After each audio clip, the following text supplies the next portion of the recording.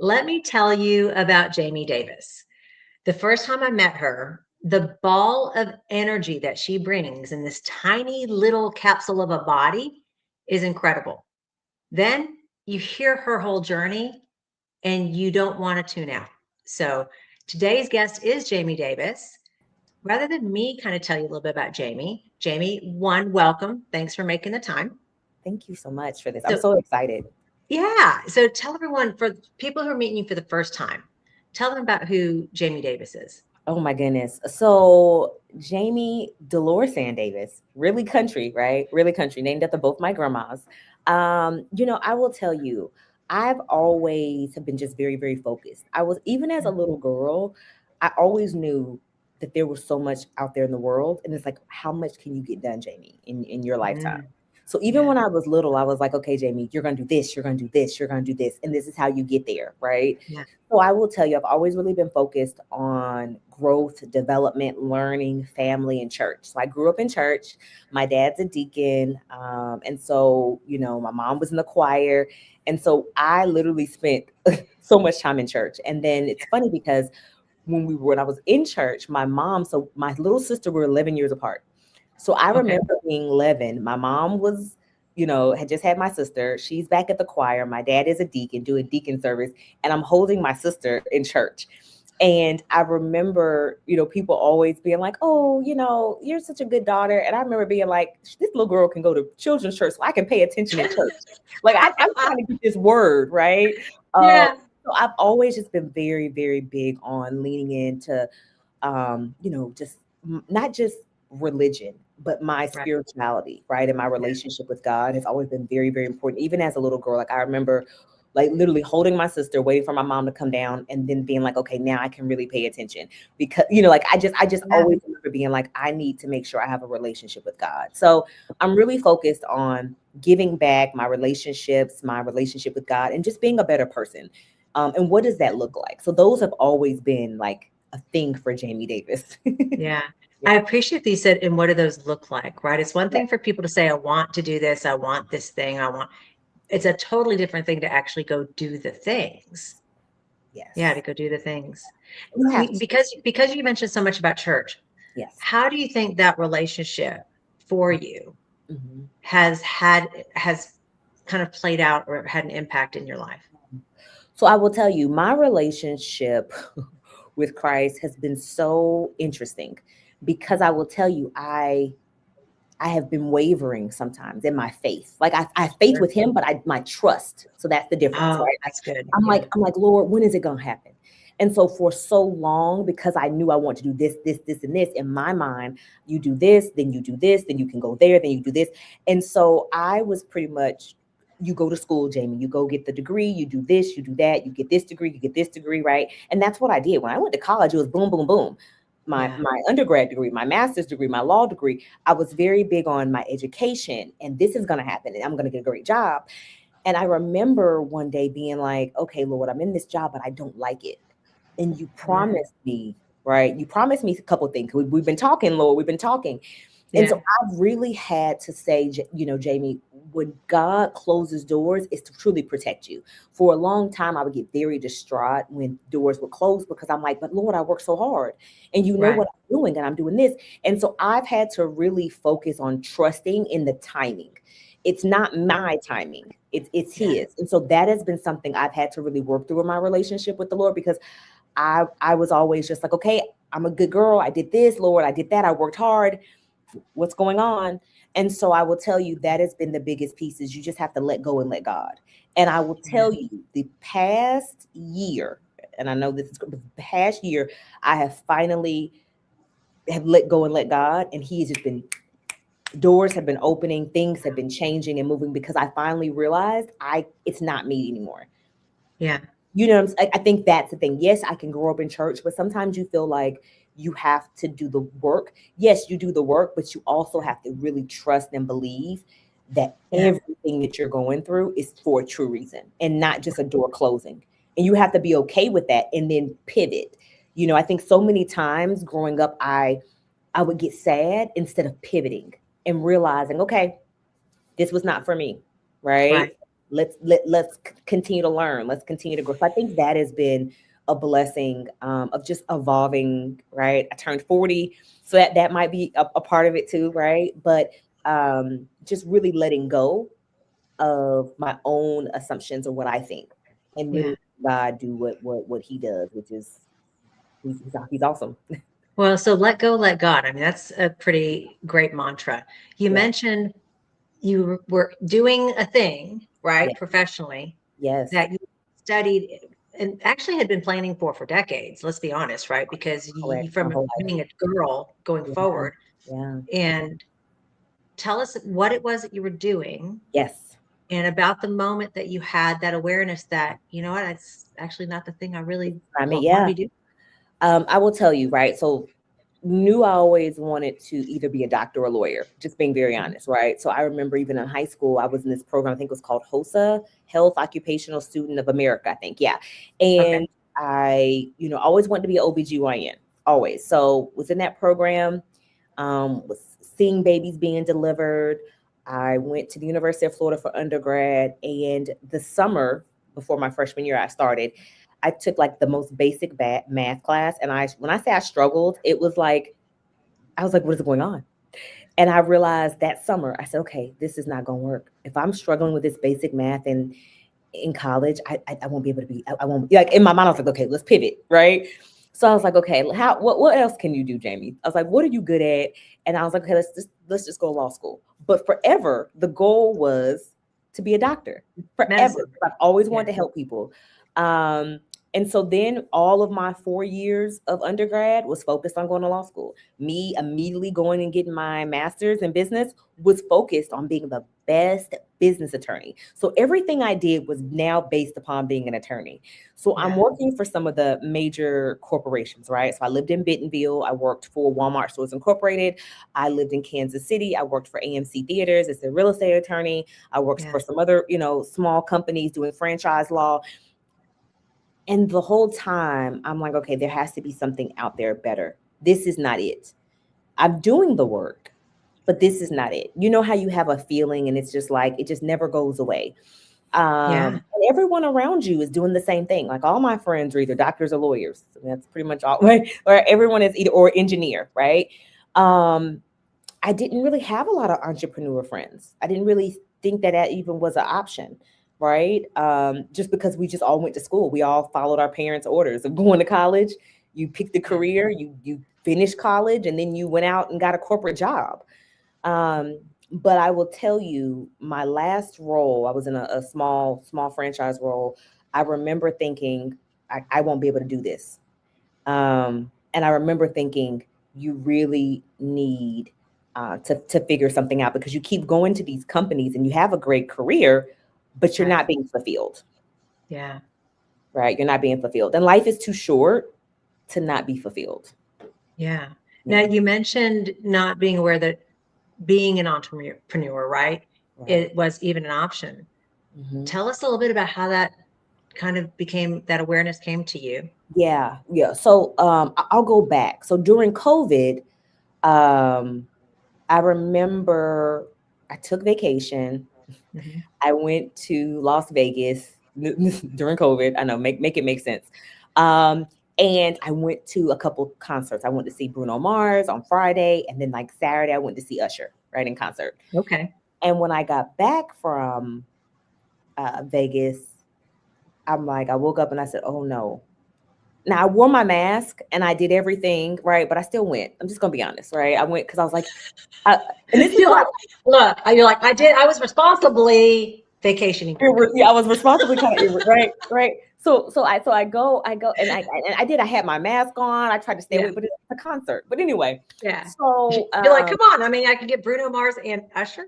I did. I was like after, and it was like the tail end of right. Yeah. So I was like, we know I need to enjoy life because Yeah. at the time I really while a lot of people were in the house during COVID, the role that I had.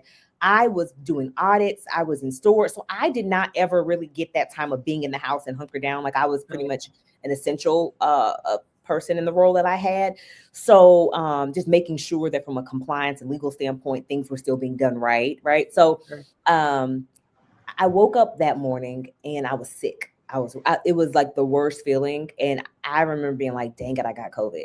But it wasn't getting better. Like as the day progressed, I got worse and worse. And then the next day I was worse. And then the next day I was worse. Oh, I buddy will hell. say for like 7 days, I was like the worst. I couldn't breathe. If I got up to go to the bathroom, I couldn't breathe. So I had to like hurry, go to the bathroom, wash my hands and like hurry back. Like it was like a whole thing, right? Yeah. I remember when my parents would call, I would try like pep up. So they didn't know I was sick. I didn't want to tell them. And then I would say probably like the seventh day, I was like, I think I'm dying. Like something said to me, you're dying. Cause I was Wow. that sick. Yeah. And I go to the ER, and at that time the ER was like packed. And they check, I guess my I don't know what they check, but they check my blood or Yeah. my In oxygen or other words, you didn't finish medical school. Let's clarify that. You're oh, like, they check the, what's that clearly. thing they Because stick I'm on like, your what is this finger? thing? What is this thing? Right? What is this thing? I think So that they put checks your oxygen level. yes, the oxygen level, right? So they should not Yeah. my blood, but they check my oxygen level. Yeah. They rush me to the back. Like when I tell you, people were like, how is she going? Because it was packed in there, right? Yeah. They rushed me to the back. Um, and I will tell you what also happened is right before I got sick, I froze my eggs. So I was still very tired from my body was very tired from the IVF process of Right. freezing your eggs because you're taking the shots, you're doing all the hormones, you have the procedure, right, where they extract your eggs. So my body was very, very tired. So I think that's why when I got sick, I got very sick. So I was in the ICU for 5 days, Wow. right? And when I was in that ICU for 5 days, on top of the 7 days of just like being in the bed, I remember telling myself, you literally just froze, I think 9 or 11 eggs. You cannot die. Like you just literally froze some eggs. You cannot die. So the first day I remember calling my parents, letting them know, and they like rushed to Kansas City from Yeah. Dallas. I remember telling a best friend where my will was, where all my accounts were. I told my sister as well, because I wanted just in case, right? Mhm. Because I knew that day if I hadn't gone to the hospital, I was gonna die. Like I felt my body shutting down, right? Yeah. Um, and so when I was in that hospital, like no one can come see you. Like it was like it was the end of COVID, not really, but people were still like Right. hospitals were shut down. So I couldn't have visitors or anything like that. Like the whole ward was like in that area. And so I remember the first day after I told everyone where the accounts, this is where the will is. All you could do was really be on your phone. I was like I was by myself. I wasn't watching TV. I was on my phone. I was listening to TD Jakes and I was listening to different people talk about businesses. Yeah. Okay. And that is what, to be honest, like kept me that the days of being in the ICU. I couldn't really talk to people because I couldn't breathe. I wasn't like I didn't have the thing Yeah. in my. I just really couldn't breathe. I was coughing a lot, but I Yeah. told myself, you did not go through all this of freezing eggs, right? To one day have a family, to now being here a few days, later. So I had to just fight. And I think because of my faith and because my dad, is a deacon and how I grew up, Yeah. it was like, this is a part of your journey and this is a part of your testimony and you are going to live. Like I had to tell myself, like I remember the doctor came in and I was talking to her and I was like, I'm about to leave soon. Like when we're done. And this is like my first day. I could barely, but I was like, I'm gonna leave. I'm gonna walk out of here. And she was like, yes, yes. I was like, no, I'm serious. I'm gonna walk out of here. And when I walked out, like a couple days later, the nurses were wheeling me out. And of course I got discharged with like oxygen tanks and oxygen machines Yeah. and things like that. Cause I had also like double pneumonia as well. Like it was a whole thing when I was sick. And I started crying. And the nurse was like, are you okay? Can you breathe? And I was like, when you're in the ICU and you're hearing that people have passed away and you Sure. know that people are dying, but God kept you, if I would have walked out and not given God praise, shame on me. So as I'm getting willed out, I'm crying and I'm just thanking God for his mercy Yeah. because I know he's going to use that as a testimony for someone, Yeah. And so I think that, to be honest, was really my trigger of saying I have to do more because I remember when I was talking about my accounts and everything in my will, I was like, this ain't enough. Like I remember thinking all this corporate work I've done and this is all I have. And that is the beginning of my Yeah. entrepreneurship journey. To be honest, that's when I said, even though I went back to corporate, I started then buying Sure. property. I started then buying businesses. Um, but it just took me a while to finally leave corporate. I can resemble that remark. Yeah. That you meant you were thinking of life, Yeah. which I had no idea you froze eggs. We're going to go there, friend. Oh yeah, yeah. Mhm. Uh, but so clearly your mind had been on life, right? You're like, Yes. I want to have a family one day. I'm going to leave it to you to be so proactive. Yes. Just in case, I'm going to go ahead. Don't even have to have somebody in my life. I'm going to go ahead and take care of this part of it, Yeah. right? Yeah. Because you just always have your stuff in order. Yeah. But you go from thinking of life to literally facing death. Correct. Like within a week, right? It was like no time. Yeah. Like I went to Vegas. And then when I got back from Vegas, that's when we had the extraction. And then like the next day like after the extraction was sick. So it was like boom, boom, boom. Yeah. Crazy. When you think about your frame of mind, Hmm. having your eggs frozen, Yes. how would how would you share, like if you don't mind sharing, Yeah. where were you at in that Hmm. Yes. capacity? So, now I'm 40, right? Back then, I think I was like 34. And I know I look super young, and I appreciate You that. do look super young. We'll talk about why you look super young too. Not yet. Right, right. But I had done a lot of research on when you turn 35, they say the quality of your eggs declines drastically is what you're told. Sure. And so I will be honest, I wanted to freeze my eggs when I was 30 because I am a planner. But my doctor was like, "Oh no, this is literally what she said." She was like, "You'll be married in a couple of years and da da da da." I am yet to be married, but I really wanted to freeze my eggs when I was 30, and that I will tell you, I should have advocated more for myself back then, but I was like, okay, whatever. Because as you do get older, your eggs decrease in quality. Yeah. So Yeah. when they extracted 11 eggs, but only 9 were viable. And I appreciate whenever you go through the IVF process because they do check your eggs for any issues that Sure. potentially can have, right? And Yeah. so you will see that they will test for Down syndrome. They'll test the eggs for all, like, do they have all the chromosomes?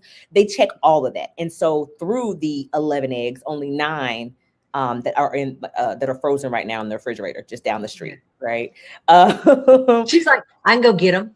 I'll I go can go get visit. them. Look, every year I get that bill for them. They're just sitting there freezing. But my mindset, I will tell you, when I got the medication, I remember I put everything out and it's long needles and this, because you have the one needle at the end that pretty much is the needle that's going to get it going. That's the medicine that's going to make sure that your eggs are ready for the extraction. And it's a really big needle. And I remember thinking, I'm going through all this, and then the huge needle is what you have to make sure that you take that medicine. And so Right. every day, I will be honest, so even when I went to Vegas, I had a big cooler with me because I could take my medicine, right? Oh And so yeah. every day you're taking your shots and you're taking multiple shots, right? I remember I was really tired. I did not sleep through the IVF process. Like, I literally could not sleep. That all the hormones, all the medicine had me up. I had bruises from all of the shots that I was taking throughout, whether it was on my stomach, whether it was my buttocks. Like, I was beat You up. can say but. You're fine. We don't Okay, care if it's you okay, had but buttocks. like, I mean, when I tell you, I was beat up through this IV because I was just Yeah. tired. So, but I knew that there was a reason for me going through IVF. So I remember Yeah. going to someone saying, "Hey, I think I want to do like a podcast or talk about it." And so I started taking film of myself during the process, showing like, this is day one. I think maybe I did like day one, day three. And I just would like talk, and I don't know where the footage went. I have to maybe check my other phone, but I wanted to actually like show people that even though you might not be in a season of marriage or you even might have the right suitor, you can still prepare for life and you can freeze your eggs. It's okay to freeze your eggs, right? I know that some people have different religious beliefs. I'm a devout Christian, but I was like, I'm going to be very clear that if this is what I want for myself, I want Right. to make sure I'm putting my future children in the best situation. And that Yeah. is, for me at the time, it was freezing my eggs and making sure that, the quality is it like, this is how I feel. If there's a way that I can prevent, um, if I can do my part, and say, Sure. hey, let's just say I'm 42, I meet the man of my dreams, he comes sweeps me off my feet. Now these 42-year eggs are not going to be the same as my 34-year-old eggs that I froze, right? Right. So why not give myself a better chance and not go through some of the things I've seen that some of my older friends are going through, of having a harder time now that they're married, they married older, and they're trying to conceive and they didn't freeze their eggs, right? Yeah. So my goal at the time was just to manage my risk. I think that's the attorney in me. I'm going Yeah. to lower the risk of that potential roadblock. If there's a way I can do that, and I just did. And I'll tell you, at the Right. time I paid out of pocket, which was ridiculous.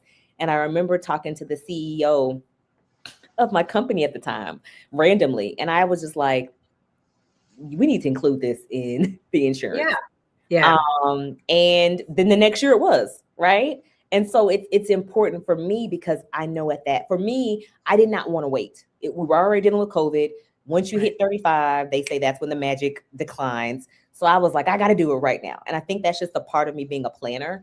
But I will Yeah. tell you, there is a reason it happened, because like you just said, I went from my goal was creating life to then fighting for my own life within days. And so Yeah. it was a reason this happened, so it could be a testimony. In my belief, in my opinion, God had me make that decision, because I remember someone saying, well, just do it, once COVID ends, just do it, and I was like, no, I want. Like somebody had a magic jar or a magic ball to say when COVID was going to end. Yeah, they're like, Wait they're till like, COVID's over. let's do it next year. And I was like, no, I'm gonna do it now. I'm gonna do it now. Yeah. Yeah. Let's talk a little bit though about that near death, Yeah. right? Yeah. Now I am super curious. What was your oxygen level? Do you know what it was? I will be honest, I don't remember. Yeah. All I remember is they put it on me, put the thing on my finger, and because I couldn't breathe standing up. So I'm Right. standing up at this point. Remember, I had been laying down for 7 days. So Right. at that point, I was like, I need something, because I can't really breathe. Right. And then they rushed me back. And I also was in pain because I had just had the egg extraction. So Yeah. as soon as I got back there, I had to literally tell them, at that point they could tell I had COVID. You can just look at me. But I was like, I also just went through IVF. And I said, and I'm in pain because I had been laying down. So now I'm walking. I was like, I'm in pain.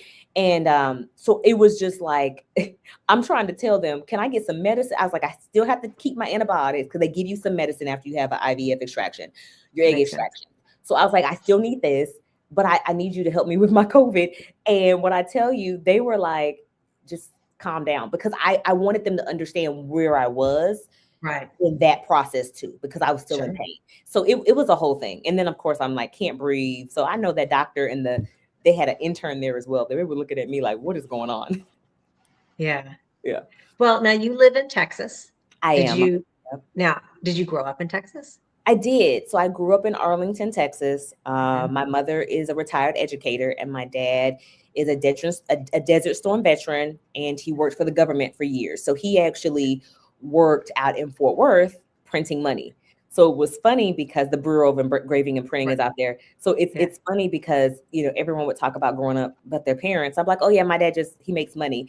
And people were like, everyone's dad make money. And I was like, no, like mine actually really does. Like he literally makes the like money. he makes like he really like prints, like he makes the money in that highly secure building. Yeah. And I think that's where I really learned a lot of hard work from. But yeah, I grew up here in the Dallas-Fort Worth area. Now, you mentioned having a sister that's 11 years younger. Yes. How does that dynamic play out? Now, it's so funny. Growing up, when we were younger, I watched her a lot, as you said, during church, I watched her, and that became something, because I remember one time this lady actually thought that she was my daughter. And when I tell you, my mama went completely off. She was like, you saw me at church big and pregnant. And the woman that was the crazy thing. Like, they saw her big and pregnant because she was in the choir. And it was, I think, during that time where it was a lot of teen pregnancy. So you would see the teen shows, whatever, on MTV. But I remember thinking well, I don't want people thinking that. So I remember my mom asking me, well, take your sister to, to gymnastics or tumbling, right? Because when I went to college, she was 7 or 8, right? So we really didn't have, yes, I would take her to places and play with her a little bit, but we are just now friends, which I know is kind of weird because we were just so far apart. And Sure. then when I would come back, she was always like, when I would come back, to visit when I became an adult and worked, right? I Right. was only there for like 2-3 days and I had to go back home and work. Yeah. So I think now that she's an adult, she's also an attorney. She has her own law firm in Houston. I think she gets it now, and now we're closer. But it was interesting because like I would call and she's talking about Barbies and I'm talking about going to a football game, right? Like Yeah. it just, so I will say it's a blessing because my parents didn't think that they could have any more children after me. And so I think that is another reason why I was very avid of I need to make sure I freeze my eggs because my dad is a desert storm veteran. And so when he came back, I vividly remember my mom having several miscarriages. Like I vividly remember that. And I remember so many women on base with us having a lot of miscarriages. Yeah. So I kind of always growing up was like, I just wish that hadn't happened, Desert Storm, because I just remember so many people when they came back, it was Yeah. just a lot of them having issues with having children. Yeah. So when my mom, I remember when she was like, okay, I'm pregnant, I was like, what? Like, what? Right? Because it blew my Well, mind. you're 11 also. And Yeah, then if yeah. you have any idea of birds and bees that moment, the thought that would have gone through my head was, ooh, like, Well, so I didn't know the process, of course, at the like how that happened. okay. I just was like, had this happen? Because like before, you had issues. So I was like I was really confused. Yeah. But B, I remember thinking, well, hold on, because for years I asked for either a sister, like a baby brother, sister, or a dog. So you just got me this dog. Right now, I have this puppy. Now I have this. So it was just like, what is going on? Because at that point, I was okay with being an only child. It's like it's never going to happen. But I Right. remember us sitting in church, and my mom and I were sitting in church, and my dad, like I said, he was a deacon, so he was doing some work at the church. And our pastor said, Jehovah Jireh, God our provider. And my mom looked at me and she said, that is her name. So my sister's name is Jireh because my parents did not think they could have any more children. Yeah. And I will tell you, my sister is like the epitome of like grace, sweetness. Like between the two of us, I'm like the fiery ball. Like I get it going. Like I'm nice, right? Of But course you she's are. nice. She's just so sweet, and she's so like she goes the extra mile. And so her name is fitting for her. Yeah. I'm just named after my daddy, Jamie. But like for her to be named, Jireh, she really does like fit the epitome of Jehovah Jireh, God our provider. So it's always like a running joke. Yeah. I was going to say, were you the boy that they wanted to have or something? Clearly named after my daddy. Right. And so it's so funny because you have like Jamie Davis, which is like very plain American name. Then you have Jireh Davis, which is like so biblical. And so it's just so funny. Yeah. I'm okay with And it. I know I've gone down a rabbit hole. And before we kind of go through your journey a little bit, right? Yeah. Because I interview builders. That's what this is about. People Yes. build different things. Yes. And I want you to be able to share your journey of what you're building now in Yeah. lessons. Yes. But you're also on an everyday workout journey. Yes. I think today is like 287. I think. Nope, that passed the other day. I Okay, saw so then that on social. 289. Well, I'm getting close to 300. Thank you. And Yeah. it's so funny because I forget the number. Like I'll post it and then I go because every day And is then a you go live. and then I go, then I go. But yes, so I started this journey, and I've always worked out. I've always done something, Pilates, always something. Mhm. But I said I have to change because, and I think so many of my friends we were all so shocked when I got so sick because I'm active. Right. I've always been active Right. and doing different things, Pilates. So I decided I need a trainer because this is going to Pilates was not doing it enough for me. So Yeah. I decided to get a trainer, someone that truly understood like my body and what would work for me. And I will tell you, it is truly me focusing on one aspect, okay, of my health has literally been a seed interconnecting with other parts of my life. Yeah. So I'm so much better when it comes to, I've always worked really hard. Clear, right? I've always worked really Right. hard, but I'm so laser focused now. So me focusing on losing weight, being healthy, because it's really for me at this point it's about being healthy, right? So Right. I've lost 30 pounds. I'm kind of stalling now. And so the goal is to lose 10 more pounds. But when I tell you God has literally used this one focus of losing weight and working out every day and being active to where now, I'm talking more to God. I'm having more conversations with God. I'm spending more time with my parents. I'm spending more time with my sister. I am growing several businesses. My landscape of my thoughts are changing. Like before, I was focused on a couple of things. Now I'm like, oh, this is how I can interconnect all of them. Right. And so that has been something I've been on a journey. But it's been such a blessing. And that's about getting in the right rooms. I probably would not have focused on a trainer but for the 90-day challenge we had Mm, several months ago as a yeah, community, right? yeah, Where we said, let's focus on a couple things. I, within those couple things, really laser focused on my health. And then yeah. that's where we see the evolution of Jamie. I love Mhm. that. Now you mentioned the 90-day challenge, which is so funny. I didn't participate because Okay. I was still in the talk track of Gotcha. I don't like to work out. Gotcha. I've changed that. I've reframed that. I'm in the gym 3, 4 days a week, not every day. Good. I'm so proud of you. Good. I know. And then when it's really painful, same thing, talk track. I have to go, oh, this feels good, which Yeah. it doesn't feel good, but Yeah, no. I like the our feeling brains after are the gym. computers. Yeah. Yeah. Yeah. Yeah. Yeah. But tell everyone a little bit about what that 90-day challenge is, because I think it's a great thing for people watching to Yeah. challenge themselves too. I think so too. So it started with 90 days and it was a community of investors. So whether you're a real estate investor, whether you're buying businesses, selling businesses. And so all of us are in different, different areas of the country, Yeah. different tracks in our business and things like that. But we had different things, tasks that we were supposed to do. So, send out a letter of intent, every day or send out a gratitude text every day to someone just to show your gratitude. Um, you know, get active every day, be active, right? Find something that you want to change in your diet. So whether it is, not eating fried foods, not eating chips, things like that. So we had about 9 things. It was like 7 or 9 things we were supposed to do every day. I Yeah. will be honest. I did most of them, maybe the first 7 days.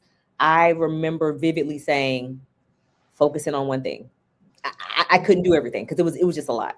So I focused on the working out every day, and posting. So that was also one. You had to post every day on your story, and then you had to post on social media. So the only thing I kept was posting every day on social media and working out. And so those are the two things that I kept.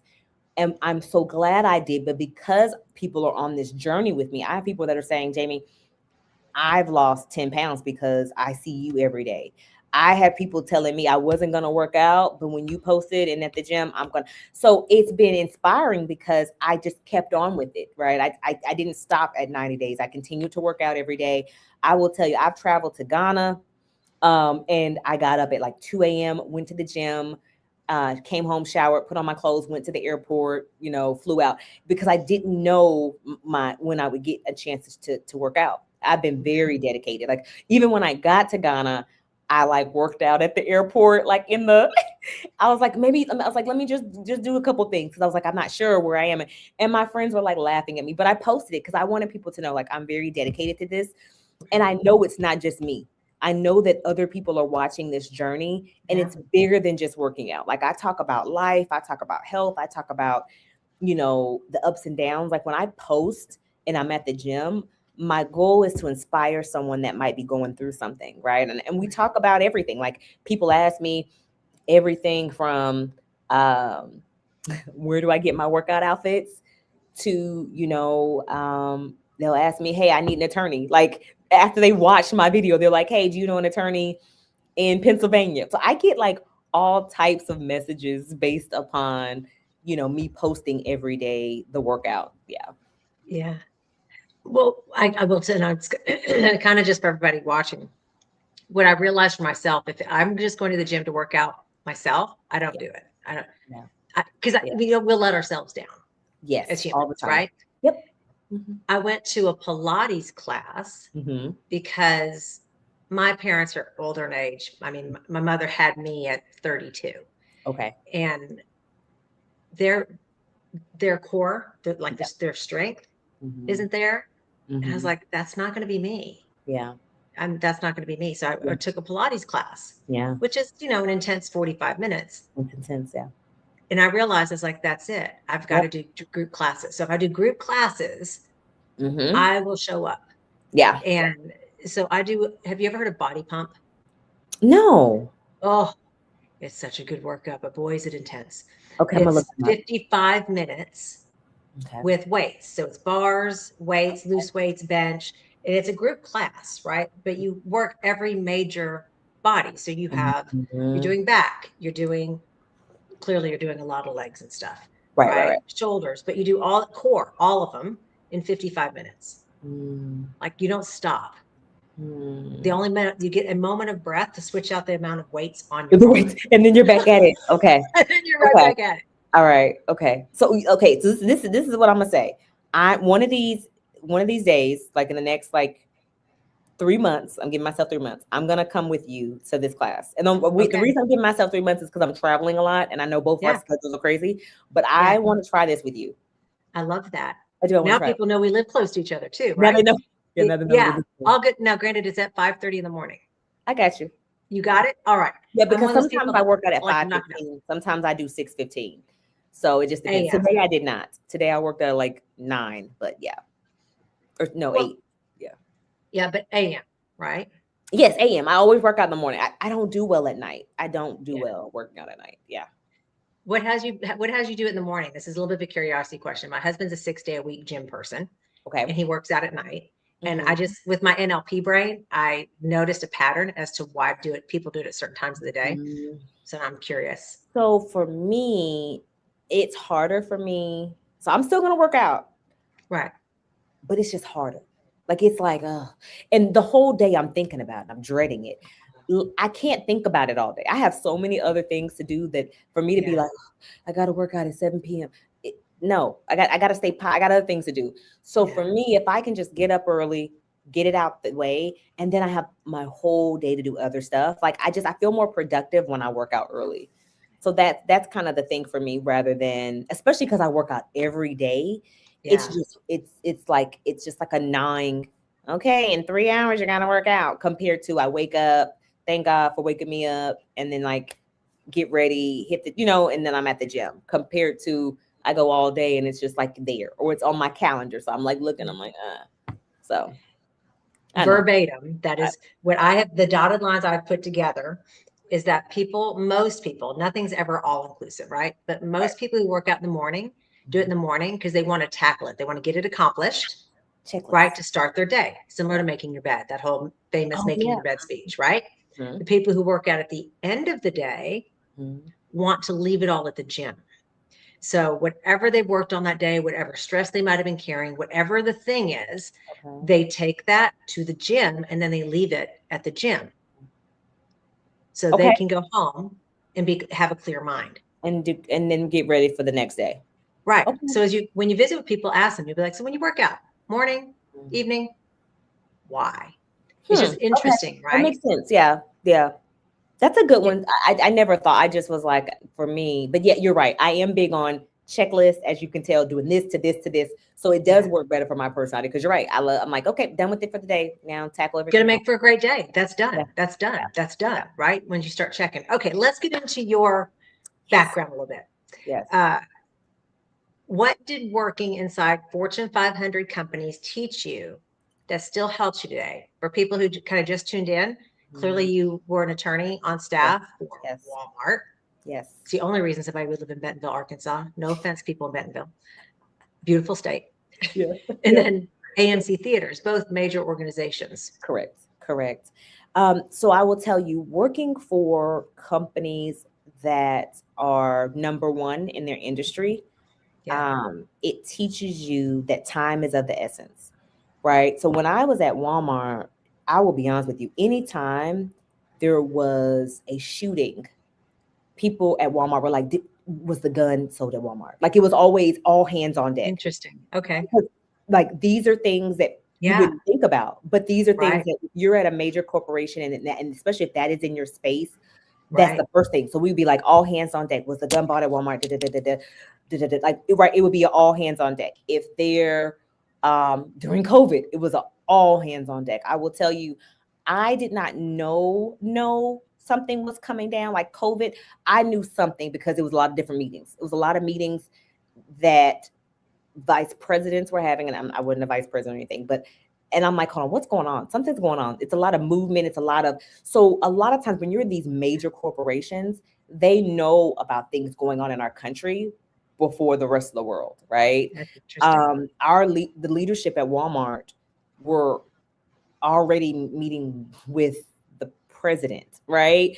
You have to, Mhm. like, what I had to remember is when Katrina happened, Walmart was there before the government was there in New Orleans. Oh, And I don't wow. think people realize that. No. Walmart trucks got there before the government was able to get there to help Americans. Wow. So working at a major company like that, to where they are hands locked with the government in helping when it's a crisis, Right.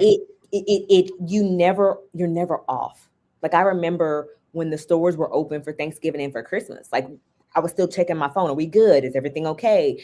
When it Yeah. was Black Friday, okay, being concerned that there was going to be another stampede, and hopefully hoping someone wasn't going to die, and making Right. sure that we had enough staff and security and police officers. And I don't think people realize, when you're at these companies like that, it is literally all hands on deck, and you really can't take you can take vacation, but anything can happen at those stores, Right. or right. And so it taught me how important it is to understand the industry and Mhm. understand also regulations of what's coming down the pipeline from Yeah. a legal standpoint, both state and federal. um, and just how important it is to know what's going on in your community as well, right? Mhm. Because when I tell you, I remember there was a meeting, and I remember the regional vice president telling me at the time, "Are you going to go and get some paper towels, some tissue paper, some this?" Like, I could tell he was trying to drop hints. And I Right. don't really watch the news, so I wasn't watching that, like, because I was busy in the job. And Yeah. so I remember being like, okay, but then maybe like the next day it like blew up with COVID, right? So it's important when you work at these companies to lean in and not just look at your job, to see how your role is interconnected. And that's really what I learned. It's like the interconnection of not just Yeah. your role but other departments, and how it Yeah. works with the government, with the cities, with other nonprofits and things like that. What was the logic as to why they thought people did a run on toilet paper? By the way, they also did a run on yeast. I couldn't find yeast to bake Let me to tell you. save my life. But now, inquiring minds have to know what did they assume, or was the logic behind Well, the but it particular was things right that though, got right? It poured in? was right. People were. I remember one time we went and we did a tour, and the truck had just got there, right? And when I tell you, people were supposed to be home. The one place that people were able to go is right to the grocery store, get Yeah. food and things like that. And so we would just see people waiting on the trucks, waiting on, like, it was crazy. I remember the truck came, and so many people were waiting for toilet paper, tissue, and I think people just thought it was like the end of times, right? I think that's a part of it. I think we would see some people just kind of walk in the aisles, and I think it was a way for them to get out the house. Yeah. And we had our mask on, and we did all the things, but I remember just vividly being like, we're not gonna run out. Like, it's another shipment coming in. So I just think it was fear with a lot of people. Well, okay. So if it was end of times, Jamie, like if it legit was I end of do. I feel like times, people that was in. what would be the things that Oh, you would be like, I have to have this if it we are wouldn't be going paper. into an I wouldn't apocalypse? even think of. That's what I'm saying. Like, I wouldn't even think of That's paper. my thought. I'm like, I wouldn't even think. I would probably be like, let me get this last donut before I die. Like, that's right. Like, see, I'm a fatty, right? I'm a foodie. So that's what I'm saying. Like, I would be thinking of what I could eat or drink before, right? I'm like, let me get this drink. Let me get this lemonade. Like I would yeah. be thinking stuff like that. Like, I don't know. So yeah, we're just different thought. Like, literally, the world shut down. I mean, like I said, I was still working. I remember being like, well, yeah, I mean, can I still go get that meal? Like, are they like, what are we doing? Because I still Right. need to Like, are they eat. still serving? Do they Are they still become a serving? Can I drive-through? eat? Like, what am I gonna do? Right. But yes, people were very concerned about toilet paper and tissue. Yeah. So crazy. Yeah. All right. When did you know Yes. it was time to build something of your own? when in that hospital, when I Yeah. literally was looking through the accounts of all my accounts, and I had to tell my dearest friend, hey, if something happens to me, take care of my, my parents. This is Yeah. where this is, because I didn't want to give that information to my parents. I didn't want them Sure. to know how sick I thought I was, right? I wanted them to just, they knew I was sick. Anytime you call your parents and tell them that you're in the ICU and you have COVID after you just went through IVF, Right. they know it's serious. So my parents literally drove down like that day, or drove up that day, right, to Kansas City. But when I looked at, I was like, this is not enough. Out of all the work I've done and all these major corporations, this is all Yeah. I have. It clicked. And it said, all this time I've protected these brands, I've helped them grow, I've helped them scale, and this is it. It's not enough. And at the Yeah. I time, mean, really, like, I mean, it just clicked for me. I was like, this is not enough. yeah. It's not enough. It's as though the COVID was the wake up call, It was. because it's clear. I mean, as you've been sharing your story, Yep. you are really in tune, right, with the voice inside of you, Oh, yes. that also known as the Holy Spirit, to Yes. guide you. You've always been Yes. really in tune. Yes. When you got that sick and you made that decision, as you look back, Mhm, what mhm, hints were you being given that maybe you just weren't mhm. registering? I so it's interesting because I I was closing on a fourplex. So when I was in the hospital for COVID, so something had started brewing, right? Right. Something had started. So I would literally under contract on the for my first property. So stuff had already been like, okay, we have to do more. And I don't remember how it started. I think just maybe like some conversations here and there. Because at one point I was like, oh, I think I'm gonna build a house, and someone was like, why would you build a house just for you when you can like buy a fourplex? And I was like, oh, that one statement. I was like, You're like, oh, oh, a fourplex, that sounds cool. that's great. For I was like, people wow. who I aren't was from like, you're real so right. estate, Right. yeah, And for I was people like, who aren't from real estate, tell them what a fourplex is. yes. Not everybody will know what that is. Correct. So it's basically a property where there are 4 individual units all under one roof, right? Yeah. So you'll have your own entrance, so it's your own separate space, Right. but you can get that from a single family loan, right? Mm. Up to 4 units. You can actually go and get a FHA loan, or there's just different programs out there, especially if you're a first time home buyer. That Yeah. one statement, I was like, yeah, and I'm a real estate attorney. Like, why haven't I thought about this? And then from there, that is kind of the seed. And that was during COVID, right? And Right. then I was like, okay, so I started that process. And then so that's why when I was in the ICU, I was like, now I'm under contract on this fourplex. I'm about to start investing. I need to do more. I think it was all kind of going around the same time of me saying, I am preparing for, I know where God wants to take me. So Right. it's just lean in, Jamie, and let go and let God. So that's Yeah. when it started. I love that. Yeah. Yeah. Let's talk about Cornerstone Medical Supply. What is Yes. the business? Who does it serve? Yes. And why did you choose DME? Yes. So durable medical equipment is anything that is going to long term help you, right? So when I tell the story of when I was wheeled out of the ICU and I had my oxygen tank, that is durable medical equipment, Okay. right? When you hurt yourself and you get a wrist brace, that is durable medical equipment, right?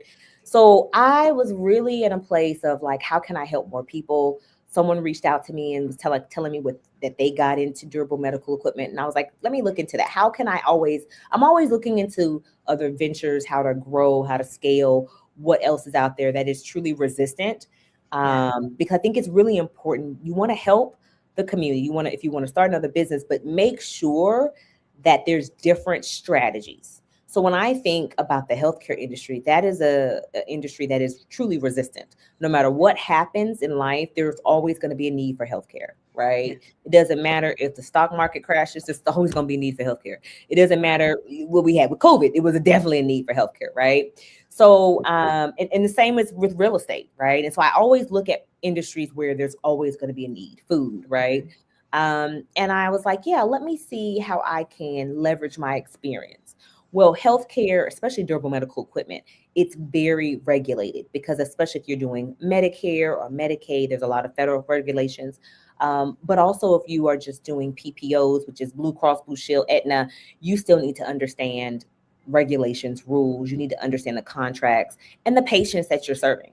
And so, Yeah. what we do, we are a drop shipping durable medical equipment business that we help our patients and provide that equipment to them that's going to help them um, either heal or help them in life, right? Right. So whether it's walkers, a hospital bed, a bedpan, right? Our goal is to provide those services to clients and to, now we're looking into contracts as well, right? Because a lot of times schools need durable medical equipment, right? That they have on Right. site for when children hurt themselves. Colleges, prisons, right? Jails. So there's so many opportunities to provide. And also what you see, another reason I decided to get into this is there's a lot of fraud. There's a lot of fraud you see on the TV regarding Medicare and Medicaid. And my thing is, if we're having so many people out here that are abusing the system, let Right. me get in and do right by people, right? Let me get in this and really provide the service that people need. Right. Because there are a lot of DME businesses out here that are not doing the best work. And so that's kind of how I got into durable medical equipment.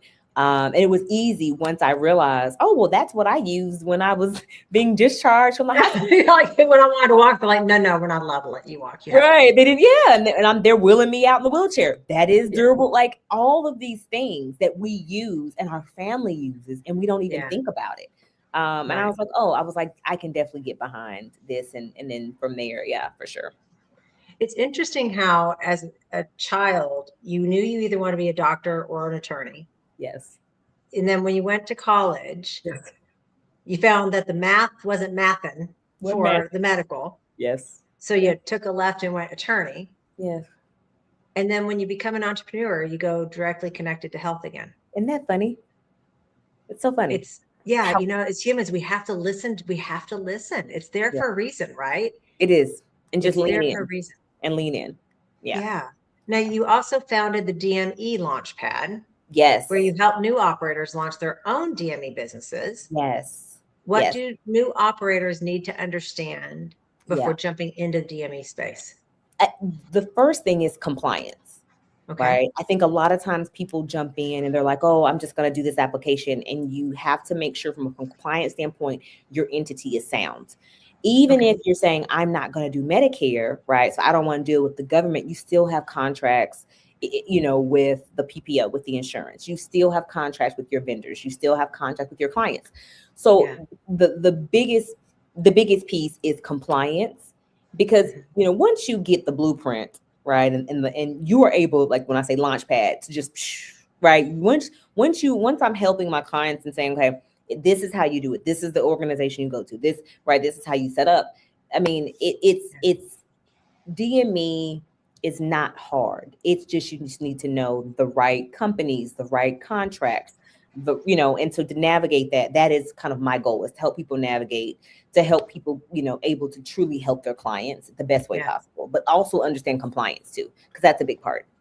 Well, and your legal background, right, Correct. plays a big part in that. What are Correct. what are some of the consequences, as an example, if somebody were to launch into this and it was not compliant? Right, they can get fined, right, by their state. So if they're, operating as a DME and they don't have a state license, let's just say they didn't realize they need a state license, and some Yeah. have Why would you think you need a state license? It's equipment, right? You're not doing surgery. right. Well, so that's the thing, right? Yeah. So many now different states have different rules on what that looks like. Some Okay. won't even come on site. Some will just be like, okay, this is what you're doing. Okay, we'll send you a license. Other states are like, nope, before you even open your doors, let's come in and see. Right. So you need to understand the landscape of your state regarding healthcare. Then you need to understand, because there's so many people that will just start something and not even understand Yeah. the contracts you need, the insurance that you need, right? And so it's just so important, right? Because if you don't understand that, you can get fined, you can not get your license, you can get shut down. So, you want to make sure that you're doing the right thing Yeah. in any industry, but especially in healthcare. Yeah. If somebody's really interested and motivated, inspired to want to consider that, how would they connect with you about it?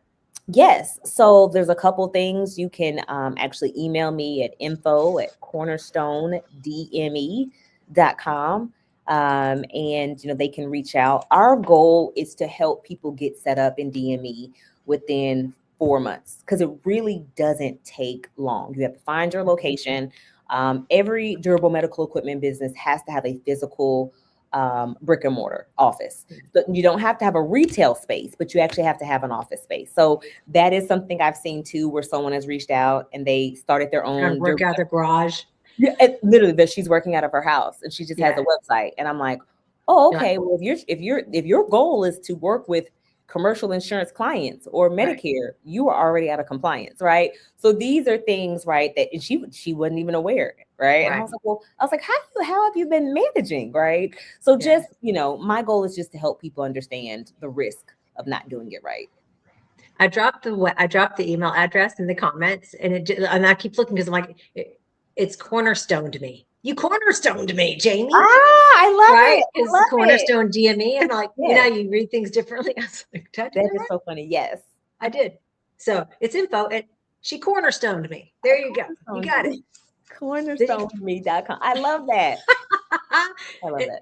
It's stuck now, right? Yeah, It's I stuck. love that. I love that. Yeah. Now, this is a piece I've really been wanting to get to and talk to a bit. Yes. Tell us about the Mental Shift Wellness Center. I know Yes. you've got a lot going on with I that. do. I do have a lot. So, on top of that, the DME, I will tell you, about 3 years ago, I was walking into the Super Bowl at the time. The Kansas City Chiefs were playing the Eagles in Arizona. And I got a call from one of my sorority sisters, that my best friend and sorority sister had died by suicide. Mm. And I will tell you that that year of my life was very dark for me.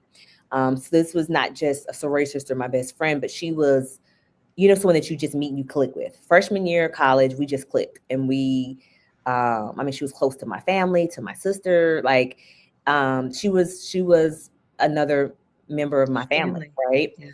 And so we knew that she was battling some mental issues. We knew that she had some mental illness. We knew that there was a diagnosis, that she was taking medicine and had a doctor. Um, I will tell you, what I did not know is how severe it was. And so for me, my last conversation with her, um, I was realizing how bad it was, but I was also kind of going through some stuff myself. And so I was working on boundaries, because this is a friend that, you know, I've been there with her when her father passed away in college. I've been there when she, just all the things of when you have a great friendship and all the things that you go through with friends. And so Right. I have been trying to kind of set some boundaries, because, sometimes you can be the friend that everyone calls and kind of like dumps on. And so that call, I was like, okay, trying to work on some boundaries with her, but that call didn't really end well. And so I remember, we hadn't spoken in like a couple months, because, I kind of was trying to set some boundaries there. Yeah. And I remember when I got the call, I then felt like I was a terrible friend. I should have listened more on that last call when I was trying to like set boundaries. I should have done better. I should have been better to her. Um, I should have prevented it. I should have known, right? All the things of guilt, of like being left behind, kind of, right? Yeah. So I had to deal with that for a whole year. I had to go to grief counseling. I had to go to therapy. Um, you know, I um, I slept a lot that year. I was very depressed. And I will be honest, I then became very suicidal, myself, because I just didn't know, how I could not be there for someone that I loved so much, right? Yeah. And then I will also be honest, the pain of losing her was like the worst pain I've ever felt. And so then that created hypersensitivity of like being scared about my parents, being scared about my sister, being scared like about any of my close friends, right? Yeah. Because that pain, I said to myself, I don't know if I can handle that pain again. right? So I Yeah. had to really be honest, lean into the word. I had to lean into, um, therapy. But Yeah. I will be very transparent that her dying by suicide created a space where I had to pray more, because then I myself became very suicidal Right. in thinking like, how can I live with knowing that I'm probably going to have to deal. Everyone has to deal with death in their life, but the Right. way that had me feeling, I was like, I don't know if I can do this again, right? And Yeah. so I decided something had to be done. So on top of the grief counseling, I decided to purchase some behavioral health residential facilities to help people that are dealing with mental health. I decided to open up a clinic. Now the clinic is still not open. We're still working through licensure. I purchased the behavioral health last month, closed on it. Super excited about that. And I'm actually I'm under contract on another deal as well. So God has really taken pain that I've had and really put it towards purpose. So when I say, when I remember also thinking I understand suicide a little bit better, right? When you get to that dark place that I was after her death, I understood it. And to me, that was scary. And to me, I knew that my grief counselor, my therapist, it wasn't enough. So I really started leaning into my Bible. Yeah. You get what I'm saying? Like, anytime you're like, I understand why she did that, I was like, okay, we have to, we know what that is. That's the devil trying to Yeah. use you in that situation. And we're not going to do that. What Yeah. God has for me to put on this earth and use me as a vessel, he's trying to kill that. And I need to save people's lives so that other people aren't feeling how I felt when I found Right. out that she died by suicide, right? Yeah. Yeah. Yeah. The people oftentimes, because I'm a coach, will, they'll come to me about things and they're like, been having these really terrible dreams and, you know, really deep, heavy stress. And my response to them is, that's so good. And they're like, how can you say that's so good? I'm like, because it means you're on the verge of something so impactful. Hmm. Hmm. Yeah. Darkness doesn't want it to happen. It does. I tell people all, like, literally that dark time was like right there. I was right Yeah. there, right? Yep. And you had And a decision to make, and right? I had a decision to make. It's very easy. It would have been very easy for me to succumb to the suicidal ideologies that I was having Mhm. because of that. It was easy to. I was sleeping more. I was crying all the time. Everything triggered, me of her. I remember one time like feeling, I felt like she was like with me, like I could feel Yeah. her spirit. And it was funny. I was cooking and I was like, go on now. Talking to her just like this, go on now. I'm scary. Go now, go. Mm-mm. I said, come to me in my dreams, but you can't, right? And I Don't had do to tell her, I did. I said just like that, and she has Yeah. not come back to me. I was like, come to me during my dreams, but you Yeah. can't do it while I'm up, right? Um, and so she listened. But I will tell you, you have to fight through. Life is, and all I kept telling myself, God has put me on this earth to do more than just what I've done. And Yeah. yes, you're going through, and yes, you're sad, and yes, all the emotions. It's okay to have when you lose Right. someone, Right. but you can't do that. And all I kept thinking about is do I cannot leave my family the way she left her family. I can't leave my best friends like that. What I'm not going to do is have a cycle. Right. We're breaking generational curses. We're Yeah. breaking friendship curses. Like, just because I became suicidal because of that, I'm not going to make someone suicidal because of my day. Like, I'm not doing that. And that Yeah. was my thought of like, I have to get through this. Yeah. I have to get through this. But I will tell you, for that year, it was probably like the lowest year of my life. Sure. Because I couldn't shake the grief of her. I couldn't Yeah. shake how I wasn't there for her. Like, I just couldn't shake The it. And it's guilt. okay to Right. me. It's the The guilt. guilt, the What guilt, could I have done? And oh yeah. my, it just ate me up. It Yeah. because that's my role as a friend in my head. You're always there, Jamie, for your friends. You're there for her. When she needs you, you drove to Orlando, and you stayed that weekend. When she needs you, you let her come to Jacksonville, and y'all spent a whole week. Like, but where were you the last call? And I had Yeah. to remind myself that that was her journey. And whether I hadn't created the boundaries or I had, that was her journey. And it Yeah. was supposed to end the way it did. So I had to really talk to myself about this because I really felt like if I had done more, she would still be alive. And I had to tell myself that's not the truth. Right. And no one can tell you that. That's something that each person has to work through on their own. Correct. Correct. And for sure. Now, two more questions. We're a little over. We good? Okay. If I keep Yep. you a few more minutes? Okay. Yep. What is on the horizon for you that people need to pay attention to? Yeah, so super excited about the behavioral health residential facilities. It is going to change people's lives. Our goal is to help veterans dealing with PTSD. Yeah. Our goal is to help those first responders, those that, you know, take a lot on, and because Yeah. of their roles, they have a hard time being able to take it off, right, when Sure. they leave the office. So whether it's police officers, firefighters, right, those that are even social workers, things like that. So that is our goal. Yeah. So I'm really excited about the behavioral health. I'm excited because there have been people that come up to me and that say, I want to be your private money partner because of the vision and where you're going.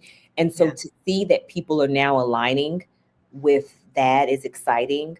And so that's where you'll see a lot of the work is still in this healthcare entrepreneurship space for sure. I'm Yeah. excited.